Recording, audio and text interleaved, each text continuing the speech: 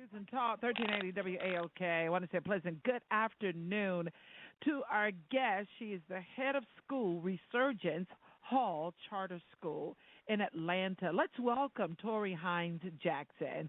Hi. Hi there. Hi. We're so glad to have you to share with us on today. Welcome to On Point. School days is so very important to us, and especially in this climate, as we just talk about education in our communities. And for our audience, Tori Hines Jackson is an educator with experience in a variety of urban school settings and educational nonprofits. She has a lot of experience in teaching and leading and coaching towards transformational academic outcomes, especially for students that are in general and special education settings, whether it's in Los Angeles, Brooklyn, and Atlanta, Georgia. I want to say welcome, and I tell you, what is your philosophy of education? Well, thanks for having me today. Sure. It's great to be here with you. And, you know, my philosophy is pretty simple, right? All children are deserving to live out the future of their dreams. And that starts with having access to an excellent education. And I just firmly believe that all children, right, regardless of race, language, should have that excellent foundation so that they can carve out the future that they want. Yeah, that's so very good. And so because of that, because of your philosophy that all children are deserving of this, what have you found happening to children of color? What have been the disparities or your concerns? Oh, absolutely. So, you know, I myself am a black woman, who comes from a black family, who's raising a black family. And the reality is that our access is not equal or on par with wealthier and whiter communities. That is here in Metro Atlanta, that is on a national level, right? And so really what I see is we have to do something for our community. We cannot wait for others to come with answers for our community. We have to be the ones to bring those to the table. And, you know, when it comes to school choice and charter schools, which are public schools in particular, there's just so much evidence that this is the right choice for our community. Right. That is so important. And when you look at what's happening, even in the climate today and in this election season, I want you to talk to us specifically about charter schools. Now, here's a question. Are all charter schools public schools? Oh, absolutely. So charter schools are public schools. And just like your neighborhood public school, there's no tuition, there's no cost to attend. Okay. So what is the difference? What determines whether or not a family member will send their child to a quote-unquote charter school versus the public school? Sure. So I would encourage us not even to view it as charter or public. Okay. Because charters are public schools.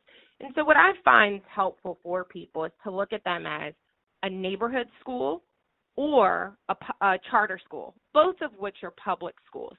It just so happens in this country that with a neighborhood school, you don't have choice. You're told if you live in this zip code, this is the only public school you can attend, right? And I use this analogy because I think it helps all of us, understand really how unfair that is. I don't know about you, but I can choose whatever grocery store I want to go to, right? Yeah, I can go to the Publix, 10 minutes from my house or on the other side of town. No one's telling me where I must shop for groceries. I get to determine what store's best for me and my family. So when it comes to schools, with charter schools, families have choice. They can choose the public school that's best for their family and best for their child versus the neighborhood school where you are told whatever your address is, that's your only choice. And I mean, how unfair is that, right? We're all paying taxes, so shouldn't I be able to use my money to attend the public school of my choice in the same way that I can choose what grocery store I choose to buy my food from. And so really with the charter schools, they offer families an innovative program that may be best for that child. That's the beauty of it. All charter schools are not the same. They're different. And families can choose, which one's best for them. And there's no tuition associated. Wow, that's good. But are there tensions between the two in terms of how many charter schools are allowed in certain areas? Is there tension on the back end? It's one of these things where sometimes I wonder, is the tension kind of created in the media, right? And I'll start with, look, I began my career in education in a traditional neighborhood school. I like to tell folks I was raised by some veteran district teachers who took this kid out of college under their wing and said, look, you got a lot of energy. You don't quite yet know what you're doing, but, come with us. We'll show you the way. And, there's never, even to this day, right, I have friends and colleagues who are in neighborhood schools, charter schools, and I have to tell you, educators are all in for children. I don't hear educators, going back and forth about who's better or what. Yeah. It's just that we all want the best for kids. And so I think that tension, believe it or not, is actually not between the people within the schools, the folks leading the schools and the families attending it. I think it's more of this, it's kind of pushed out there by other folks in media that, you can't have one without the other. And, there are many states who've shown you can have both charter and neighborhood schools coexisting. And families then have that option of which of these choices works best for us. And that's good when families can have that option. We'll be back. It's School Days. Tori Hines Jackson is our guest today as we're talking about charter schools. And there's a campaign that she has. It's called I Am Black. We'll talk about it when we come back. 1380 WAOK. Live well, win well. It's On Point with Juandolyn Stokes. We're in our School Days segment, and we have Tori Hines sharing with us today, who is an educator with experience in a variety of urban school settings and educational nonprofits with so much experience in teaching and leading and coaching towards transformational academic outcomes. Mrs. Hines, talk about the program, but before you do that, I do have a caller that's standing by. Let's go ahead with him. Todd, hi, welcome to On Point. Hey, Juandolyn, I really hadn't had all my questions formulated yet, but I do have one. Okay. Tori Hines Jackson, you hear me okay? Yeah, go ahead. Yes. All right. I think charter schools are a good idea. I think publicly funded charter schools are a good idea. However, I have this question. I wanted to know, do you think that children that live in the neighborhood already should have priority to the neighborhood school? Now, I'm not saying that students that are already in the school should be put out if they don't live in the neighborhood, but do you think that children that are already in the neighborhood should have priority to the neighborhood school? Sure, Todd. It sounds like you're referring to traditional district schools, whereas, the district assigns you to a school based on your address. And I have to tell you, my stance is choice.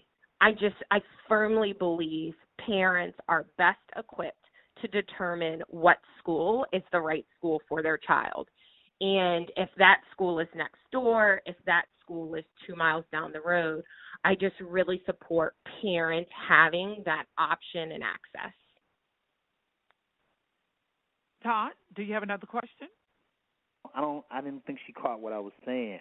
I'm open to them having the option as well, but if there's more parents that want their kid to go to the neighborhood school that's close to their residence, then there are parents who want their kids to also go to that school but don't live in the neighborhood.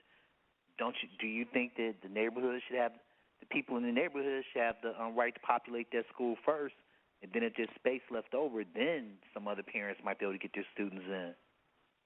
You know, Todd, and I'm going to tell you up front, it is not my expertise, but I couldn't agree with that until we were able to rectify the history of redlining in neighborhoods.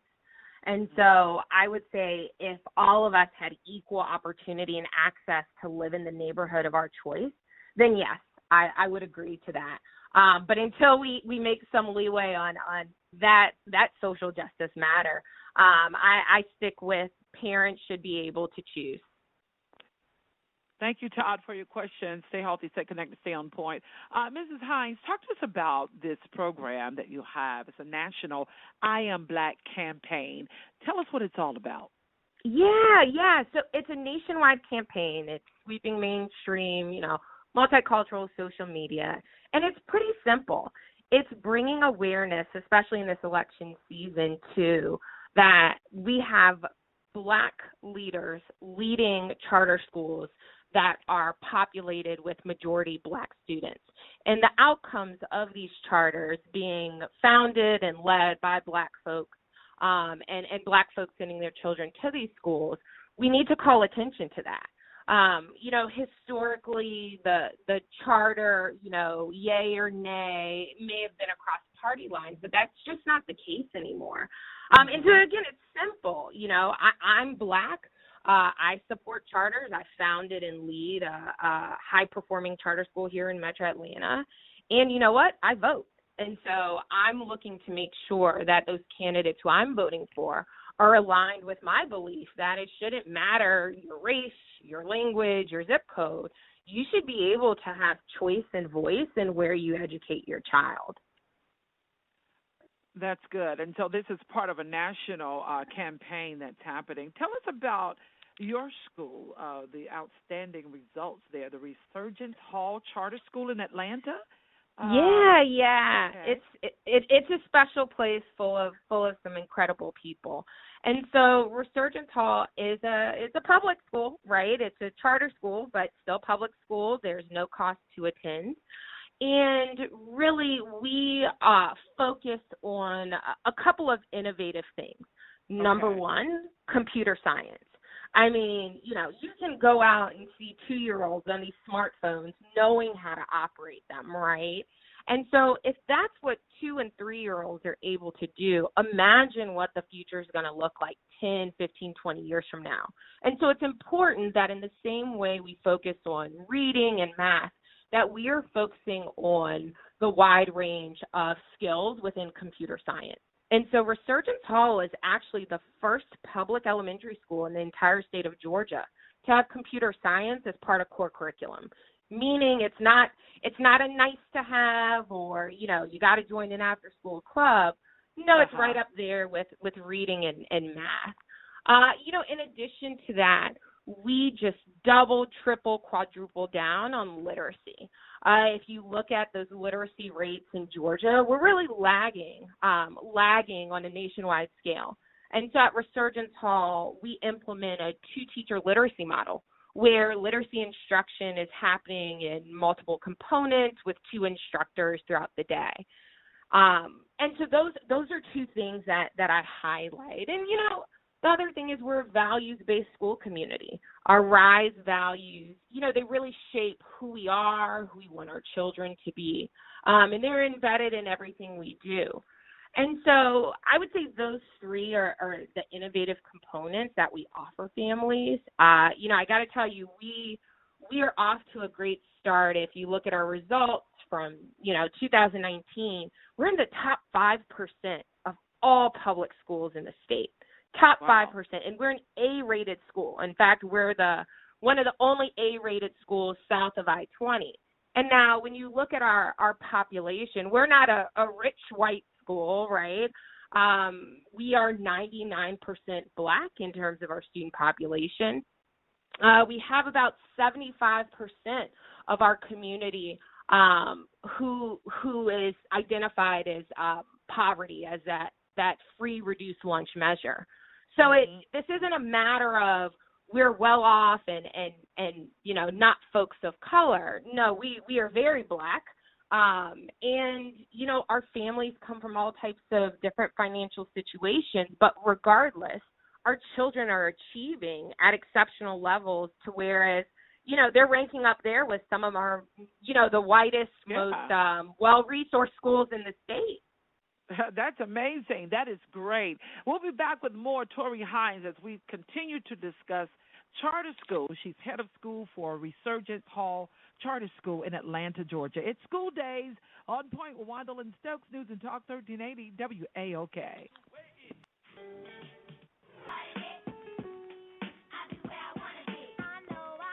Live well, win well. It is On Point with Juandolyn Stokes. We're News and Talk, 1380 WAOK. It is School Days. We're talking with Mrs. Tori Hines, head of school, Resurgence Hall Charter School. I want to talk to us about, Mrs. Hines, about learning and the brain, the development of the brain in the learning process as it relates to children who are living in poverty conditions or low income. What happens there in the brain and the learning process that perhaps help or prevent them from having the comprehension or their ability to be able to learn on the level of their counterpart? Yeah, so look, I don't know if you're going to like my answer, but the proof is in front of me, right? Okay. I've worked with children in really under-resourced, high-poverty communities since my very first, teaching experience, teaching second grade. And when I tell you what really drives me and fuels me is the brilliance of our children, right? And just how it is such a missed opportunity, really, for all of us when we are not just like unleashing this brilliance that exists within our children. And so, I would say, there has to be something there about this resilience, right?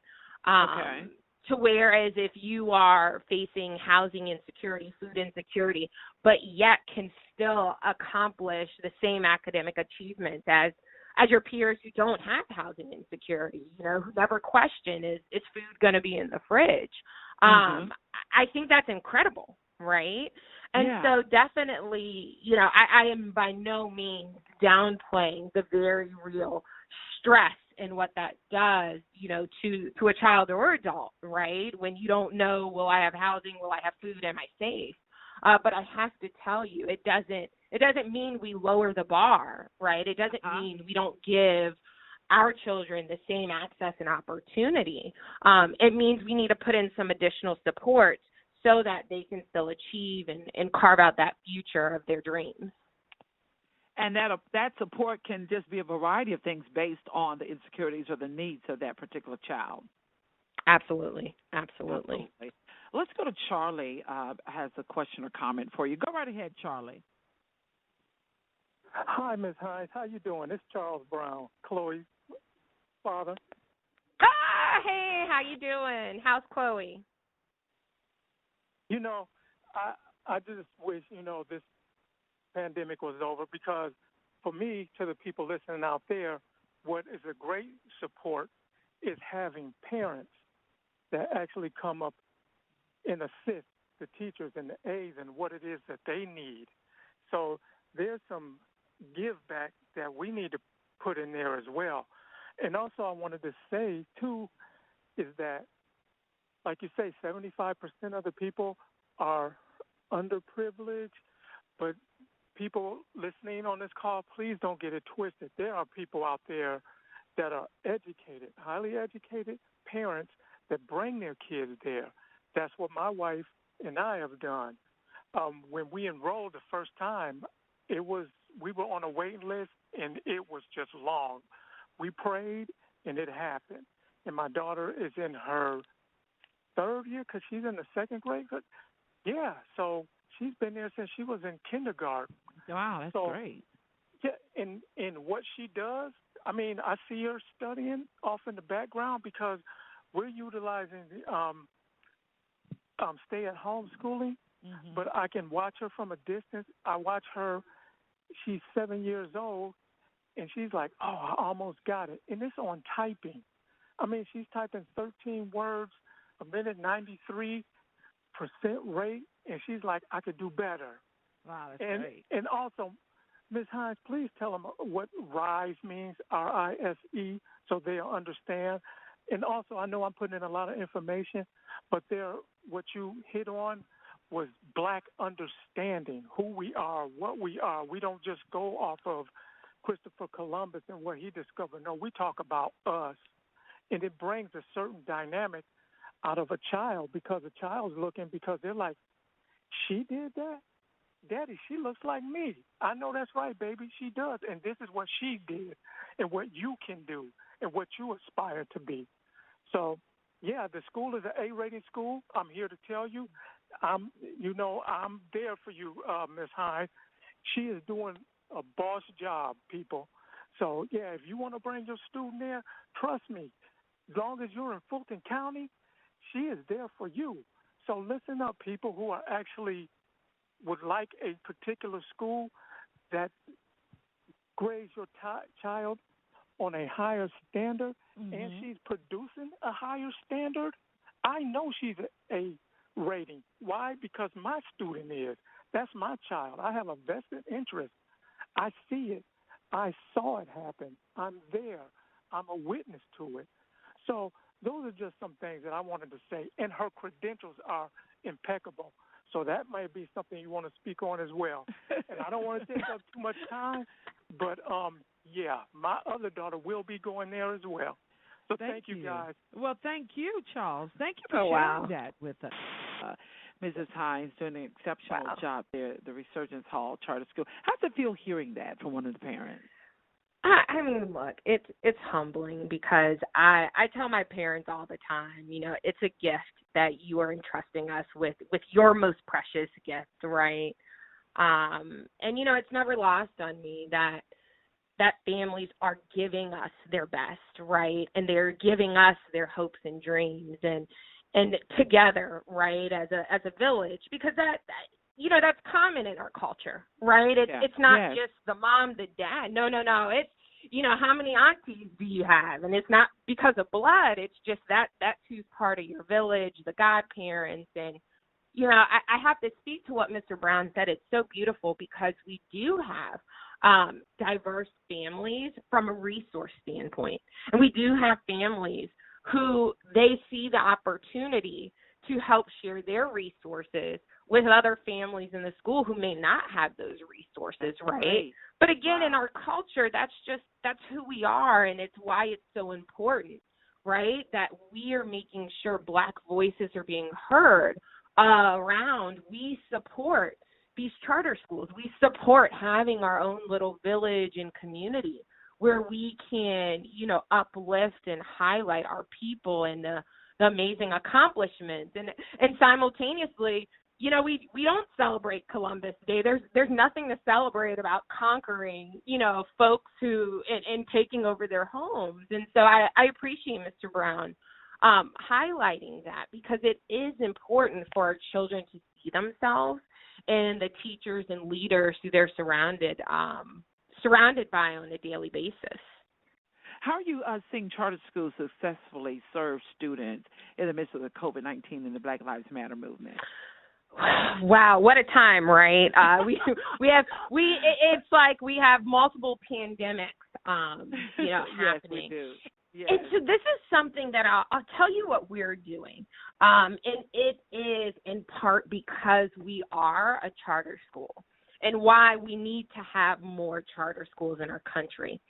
So we were able... Hold on a second, Mrs. Hines, and then we're going to go to break, and I'm going to have you to elaborate on that when we come back. It's school days.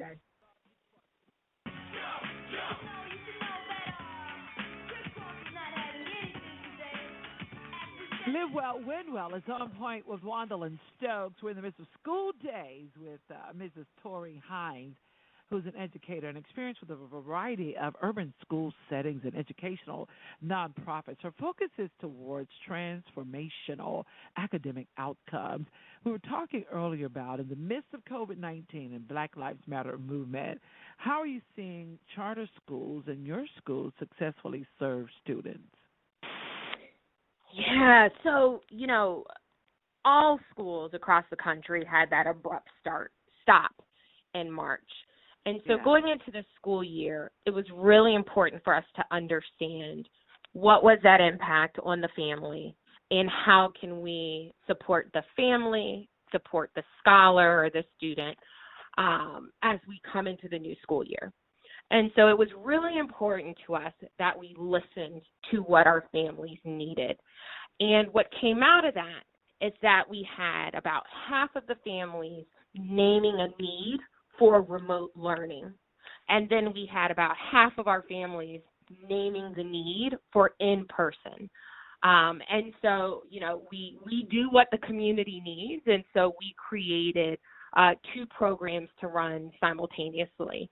And so we have our online program, and then we also are bringing children into our building, implementing all of the safety recommendations and guidelines so that all of our families can continue to be served during such a trying time. Yeah, and it certainly is. What made you decide to create or lead a charter school? Well, I began my career teaching second grade. And I tell folks this all the time. I'm going to retire back in the classroom as a second grade teacher because it's where the magic is, right? It's where the discovery, the learning, the joy. I mean, you are there. And so, you do that and you see all of the growth and the incredible achievements of your, 25 students. And then you get another group come in and you kind of, at least for me, I felt that after they left my room 2, it was out of my hands in terms of what the rest of their experience was. And then, when I started, informal mentorship and informal mentorship, for folks new to teaching especially, the factor that keeps them in a school or not is really that first year, 2 years experience. And so that helped to broaden my perspective of, it's not okay just to have one great room. You need a great school. And that starts with great leadership. And so, really that's kind of the short of it, right, is I wanted to not just impact 25 kids for one school year. I wanted to have an impact on hundreds of students over multiple years, so that every year we can continue just to unleash that brilliance, right, that they all have. And so that led to this. And I have to tell you, why charter? Why not a neighborhood school? Charter schools are about innovation. Charter schools about looking for new ideas, innovative ideas, and not just, rinse, repeat the same thing we've been doing for the past, decades. And so the charter space is where you can immediately implement something like computer science at a kindergarten level, whereas within the districts, that's going to take 10 years. Right? You bring an idea, it has to go through different committees and a lot of other things that I'm sure many of us just don't understand why we can't just make the plan and execute on it. Right. And so this is the space I love.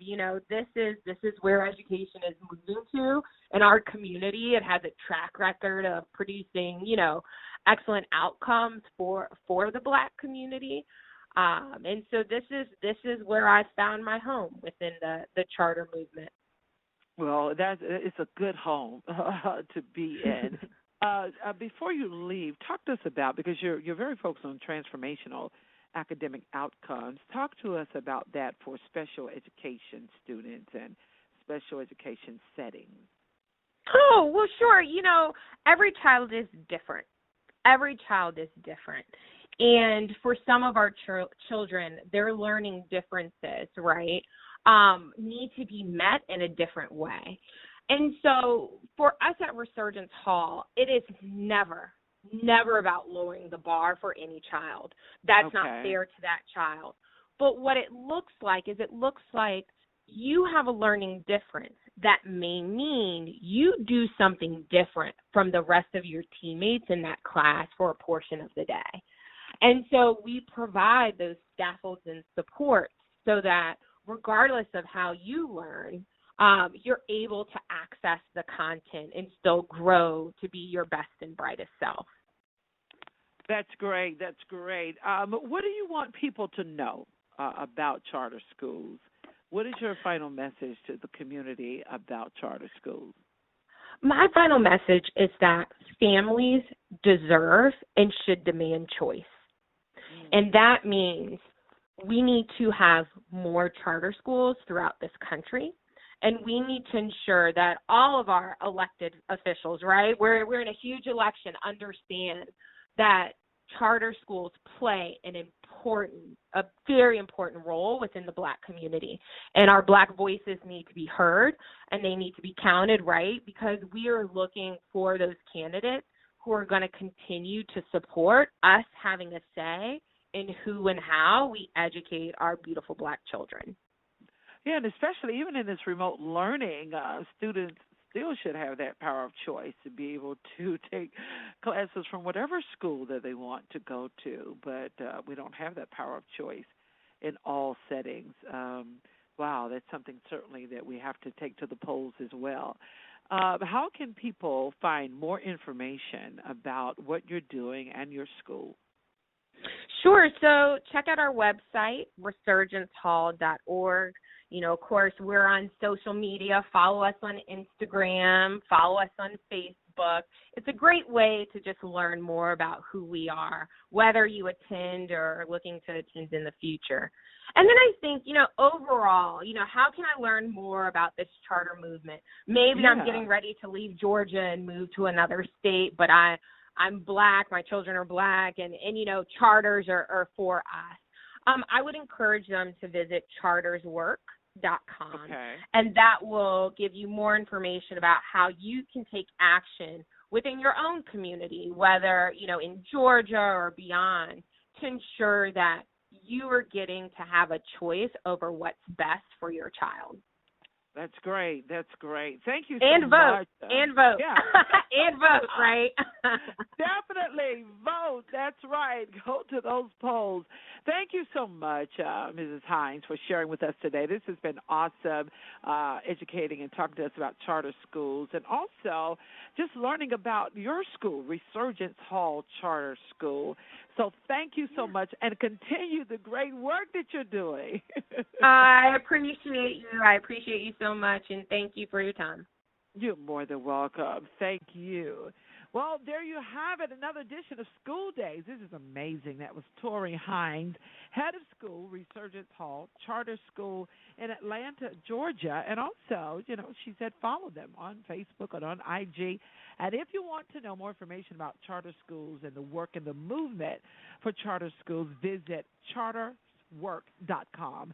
That's charterswork.com. Hey, it's been great. If you missed the show and you want to hear it again, go to radio.com/rewind, and always stay connected.